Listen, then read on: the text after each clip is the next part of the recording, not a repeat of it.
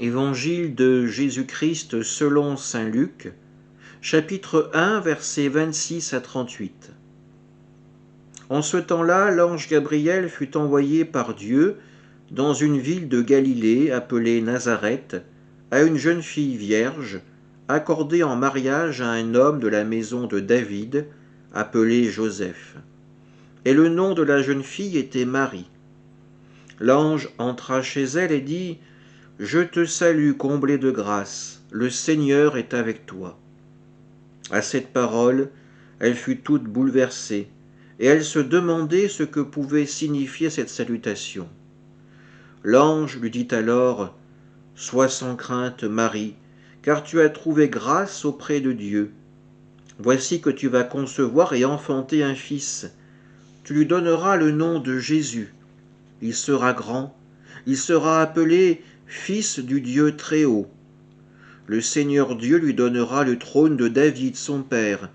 Il régnera pour toujours sur la maison de Jacob, et son règne n'aura pas de fin. » Marie dit à l'ange : « Comment cela va-t-il se faire puisque je ne connais pas d'homme ? » L'ange lui répondit : « L'Esprit Saint viendra sur toi, et la puissance du Très-Haut te prendra sous son ombre. C'est pourquoi celui qui va naître sera saint, il sera appelé Fils de Dieu. Or voici que dans sa vieillesse, Élisabeth, ta parente, a conçu elle aussi un fils, et en est à son 6e mois, alors qu'on l'appelait la femme stérile, car rien n'est impossible à Dieu. Marie dit alors : « Voici la servante du Seigneur, que tout m'advienne selon ta parole. » Alors l'ange la quitta.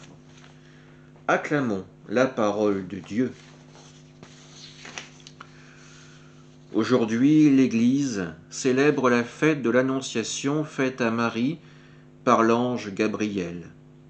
Le messager de Dieu vient trouver Marie, une jeune fille habitant le village de Nazareth.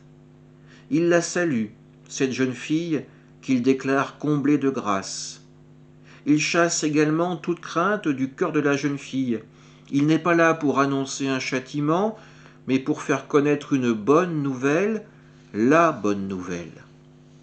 Marie est invitée à devenir la mère du Sauveur. Son enfant héritera de la maison de David dont il sera le descendant par l'adoption de Joseph. L'enfant annoncé à Marie sera le dernier des rois, car son règne sera éternel. Marie a foi en la parole de l'ange, mais elle se questionne. Comment l'enfant pourra-t-il venir au monde puisqu'elle ne connaît pas d'homme ? C'est l'Esprit Saint qui le permettra. Comme lors de l'exode au désert ou lors de la transfiguration de la nuée, se manifestera la puissance de Dieu et la vie sera donnée. Cette délégation divine se terminera sur ces mots de Marie : « Voici la servante du Seigneur, que tout m'advienne selon ta parole. » Être la servante du Seigneur, que peuvent signifier ces mots pour nous ? Y voyons-nous une mise en esclavage par Dieu de ses enfants, un ordre divin donné à Marie et qu'elle ne saurait refuser ? Souvent on imagine que Marie n'avait pas le choix, qu'elle était obligée de dire oui. Ce serait oublier le cadeau merveilleux que Dieu nous a fait, celui du libre arbitre. Chacun de nous, comme Marie, est en mesure de se positionner face à Dieu, de l'accepter ou de le refuser. Accepter la volonté de Dieu, ce n'est pas oblitérer la sienne, c'est accepter de participer à un projet d'amour et de miséricorde bien plus grand que soi, une construction qui est ouverte à toute l'humanité. Que le oui de Marie nous donne le courage de répondre aussi au Seigneur, Fiat. Amen.